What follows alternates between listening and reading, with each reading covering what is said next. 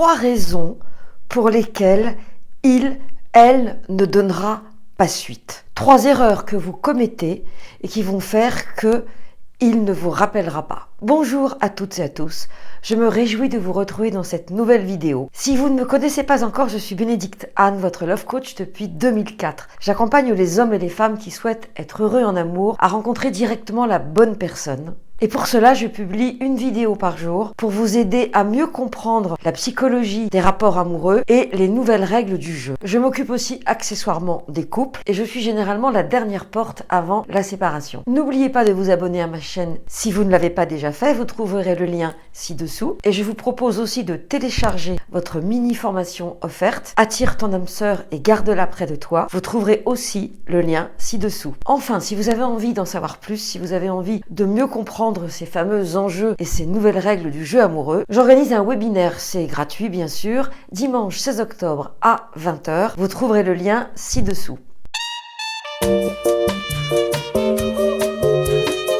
Ces 3 raisons qui vont faire que l'autre ne va pas donner suite correspondent à des erreurs qui sont très souvent commises. Comme vous l'avez compris, je m'adresse aussi bien aux hommes qu'aux femmes, avec cette petite nuance qui fait que, en général, monsieur renvoie un texto, madame ne répond pas, met 3 jours à répondre et finalement explique qu'elle n'a pas la petite étincelle. Dans cette règle du jeu implicite, monsieur propose, madame dispose. Voyez comme quoi le monde n'a pas tant changé que ça. Donc l'erreur numéro 1 consiste que l'on soit donc un homme ou une femme, et j'insiste lourdement sur ce point, car s'il y a une chose qui est bien partagée, ce sont les erreurs du débutant lors des premiers rendez-vous. Erreur numéro 1, je n'écoute pas, je n'entends pas ce que l'autre me dit. Lorsque l'autre me dit, est-ce que j'ai un peu d'espace, je dis oui, oui, bien sûr, et 1 minute après, je redémarre. Et bien sûr, puisque je n'écoute pas, je me répands.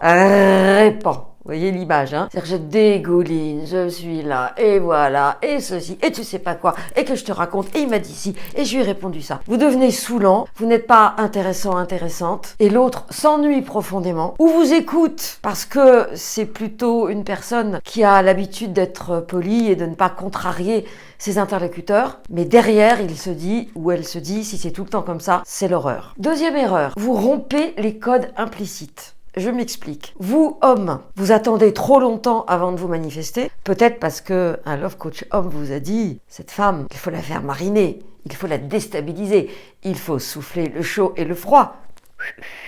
Et donc, quand vous allez réapparaître, en vous croyant malin, elle en aura déjà vu 3 autres et elle trouvera que vous manquez de motivation. Dans la série « Je ne maîtrise pas les règles », vous, madame, vous avez tellement apprécié cette soirée que vous vous jetez à la tête du bonhomme. Et que je te dis que tu m'as plu, et que je te propose quelque chose, et que je prends tout en main, et que j'organise tout, et accessoirement, que je t'amène chez moi très vite, avec mon lasso, pour que, surtout, tu ne t'échappes pas. 3e erreur fondamentale, je parle des autres, je critique les autres, je déblatère les personnes que j'ai vues avant toi qui étaient tellement nulles, et toi tu es tellement merveilleux. Et du coup, mon interlocuteur se dit, mais s'il déblatère les autres comme ça, qu'est-ce qui m'attend? Dans la série Je déblatère, il y a bien sûr la vantardise. Mais là, je vous renvoie à la vidéo sur le sujet. Je vous ai parlé de 3 erreurs rédhibitoires. En réalité, il y en a beaucoup plus. Mais je trouve que ces 3-là sont celles qui reviennent le plus souvent. Manque d'écoute, manque d'intérêt. L'autre se dit, qu'est-ce que je fais là? Je fais juste un faire-valoir. Je suis juste une thérapeute gratos. Et lorsque je rentre de mon rendez-vous, j'écris dans le groupe de coaching, le Love Circle, je vous raconte ma date du soir. Il n'a fait que parler de lui ou elle n'a fait que parler d'elle et je n'avais pas de place. Ça paraît tout bête, ça paraît évident, ça paraît basique. Mais dites-vous bien que entre la théorie et la pratique, il y a parfois un océan. Ce que je trouverais intéressant, c'est de se demander, est-ce que ces postures sont des postures d'égoïsme, sont des postures de non-savoir des règles du jeu, ou sont des postures de sabotage? Et c'est une question qui mérite d'être posée, parce que si c'est une posture égoïste, moi, eh bien, qu'avez-vous à faire avec cette personne? Là-dessus, il n'y a pas l'ombre d'un doute. Et dans ce cas-là, vous aurez appliqué la méthode Terminator et vous aurez éliminé cette personne qui n'est ni dans l'empathie, ni à l'écoute, et encore moins dans le partage. Deuxième cas de figure, comme on vient de le voir, c'est quelqu'un qui ne sait pas, qui n'en a rien à faire et qui se dit c'est à prendre ou à laisser.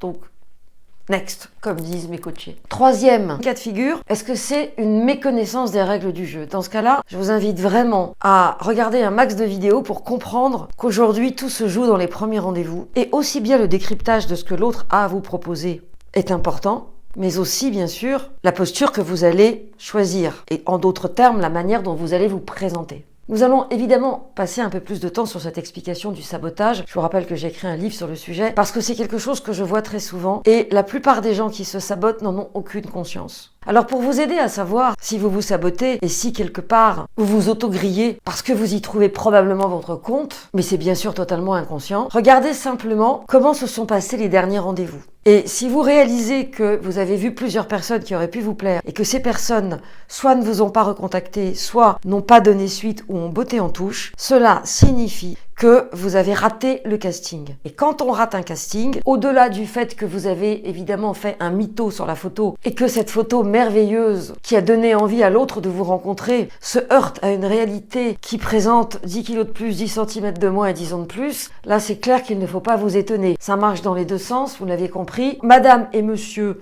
ont 10 ans de plus, 10 kilos de plus, souvent 10 cm de moins. Pas forcément le boulot qu'ils ont annoncé, mais ça, j'ai envie de dire, c'est la règle du jeu des rencontres. Donc, si vous faites un mytho, ne vous étonnez pas que l'autre ne donne pas suite. Et surtout, estimez-vous heureux que l'autre ait accepté de rester au moins 1 heure avec vous. Voilà les 3 raisons principales qui font que l'autre ne vous recontacte pas. Et moi, ça m'intéresserait de savoir si ça vous est déjà arrivé, si vous avez fait d'autres erreurs, entre guillemets, et comment vous vous êtes senti quand vous avez attendu des nouvelles en consultant frénétiquement votre téléphone et que finalement l'autre a totalement disparu dans la nature. Dites-le moi dans les commentaires, ça me ferait grand plaisir de vous répondre. Merci d'avoir regardé cette vidéo jusqu'au bout, merci de la liker si elle vous a plu, de la partager si vous pensez qu'elle peut plaire à des personnes de votre environnement et à demain pour une nouvelle vidéo.